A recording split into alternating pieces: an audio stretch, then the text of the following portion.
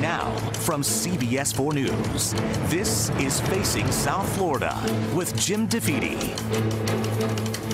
Good morning. I'm Lauren Pastrana in for Jim DeFede, and welcome to Facing South Florida. This Tuesday, there will be a changing of the guard in Tallahassee. Ron DeSantis will be sworn in as governor. Governor Rick Scott has postponed his own swearing in to the U.S. Senate in Washington in order to pass the baton himself. Returning Chief Financial Officer Jimmy Patronis, Agriculture Commissioner-elect Nikki Fried, and Attorney General-elect Ashley Moody will take their places in the governor's cabinet, along with the newly elected lieutenant governor.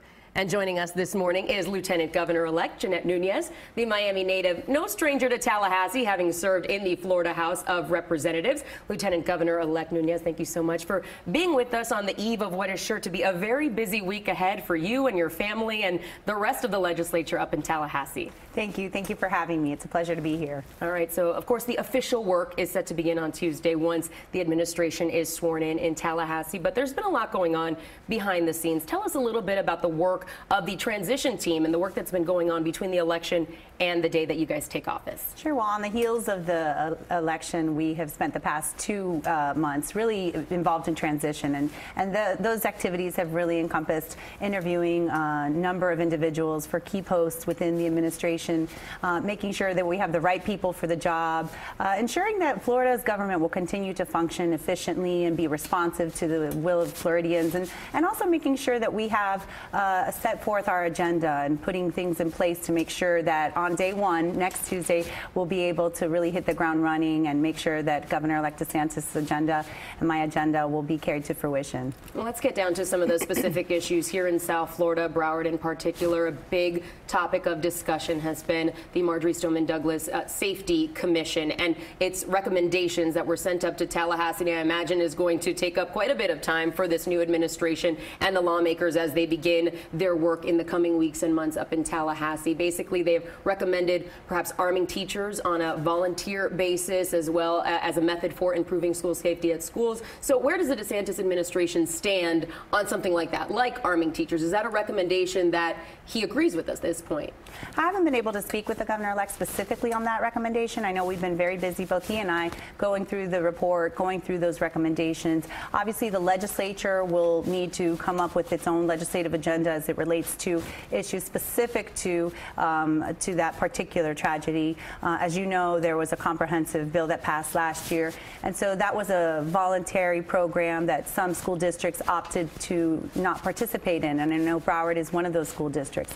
And so I think we need to take a step back and really look at those recommendations in a comprehensive manner, because I do think that there's some important things that need to be done. Some of it requires legislation, some of it does not, and we want to make sure the governor-elect was very vocal on issues of public safety, in particular for our children, our school children. We want to make sure that our children that go to school, that they can feel safe and secure, knowing that another tragedy like what happened at Marjorie Stoneman Douglas will not occur again. And I think some of those recommendations are key to ensuring that, but also accountability and making sure that there's accountability through and through, both at the school district level, at each individual school, but also through the system of law enforcement. You mentioned that you are going to have an obvious interest in health care, being as that has been part of your background and your career. So you opposed Medicaid expansion in the Florida House, and I know Governor-elect DeSantis has also opposed Medicaid expansion. But on the topic of Obamacare, Mr. DeSantis has said that if the Affordable Care Act were to be repealed, hard to ensure Floridians or those with pre-existing conditions would still have access to coverage. There would be some sort of a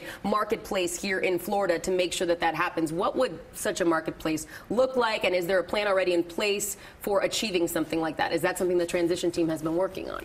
Absolutely. Pre-existing conditions is off the table. We are going to make sure that we preserve those individuals with pre-existing conditions. The Healthcare Committee just had its final meeting. The staff is going to be compiling a lot of the discussions. Committee members are sending feedback and making sure that it's a comprehensive report. I think what we want to make sure is, number one, we want to protect the existing program. We want to make sure that we're protecting our most vulnerable. As you know, Medicaid was designed to really protect pregnant women and children and the very ill and those that have catastrophic diseases and the elderly. And so we want to make sure that we protect that. We protect the safety net. We want to make sure as we move forward, we do some important health care reforms. And I know that's a big agenda that the House is going to take up this legislative session as it relates to really repealing some of the regulatory things that place burdens for competition transportation, for cost, for access. And so what we want to do is we want to really take a very comprehensive approach. We want to make sure that there is not just a focus on Medicaid, but really the marketplace in general, and making sure that we provide the correct regulatory framework for a marketplace to thrive, so that people can have not just access, but affordable access. Because if you look here in particular in South Florida, fewer and fewer physicians are taking Medicaid. So it becomes a problem on multiple levels. And so we're going to really try to tackle that from a multi-pronged approach. Another big problem for people here in Florida has been issues with the environment, Everglades restoration, particularly as it applies to the algae blooms that we saw, the red tide on both coasts. What is being worked on to ensure that something like that could be prevented in the future, and to sort of alleviate the stress on people whose economy, whose livelihoods relies on making sure that something like this doesn't happen again? Well, it wasn't just the economy. It was also health considerations for people in that area. And so we heard a lot about that on the campaign. We spent a lot of time in the affected coasts on both sides. And so I know the governor-elect has already been really focusing on what are the issues that we can challenge and tackle on day one. And so one of those things is really working closely with our partners in D.C. And I know he's had multiple conversations at various levels to make sure that the funding that's been promised to Florida year after year, Everglades restoration, 20-plus years we've been promised a certain amount of funding that just never has really been delivered from the feds. And so that's going to be a focus. But obviously it can't just be reliance on the federal government. You know, the reservoir south of the lake, he wants to make sure that the discharges that are part of the problem for the algae blooms, that he's tackling that. He wants to make sure he has the right people on those South Water Management District boards, and making sure that people that really understand the issues are going to be involved in helping him craft whatever policies need to take place. And so I think that you're going to see a number of issues and areas. He's also working with the Israeli government. It's my understanding that they have some emerging technologies that could help with some of these algae blooms. So I think you have to tackle it from multiple perspectives, you know, both policy, funding, but also new technologies that could really help stem what is a really big problem for Florida, both from the economy, our environment, but also our health and well-being. What message do you want to send perhaps to the people who didn't vote for DeSantis Nunez ticket? What do you want them to know as far as how you will be serving them as well? Well, both the governor and myself are looking forward to serving every single Floridian. And so campaigns are hard fought and they're challenging, but that's over. And so now we're moving forward. It's a new day. We're really looking forward to enacting a bold vision for a brighter future for Florida. And whether that's in the issues of education and making sure that our children have the best quality education that they deserve, or really ensuring that our economy continues to thrive and that we diversify to avoid any potential recessions that may come our way. We want to make sure that Floridians are protected, both in the areas of public safety and well-being. And so I think even if you didn't vote for us, I think you should root for us, because I think when the governor-elect and I take our oath of office on Tuesday, we're really looking to better the lives of every Floridian. And so that's what I hope to work on. I know that's what the governor-elect hopes to work on, and we're excited about the opportunity to lead the state of Florida.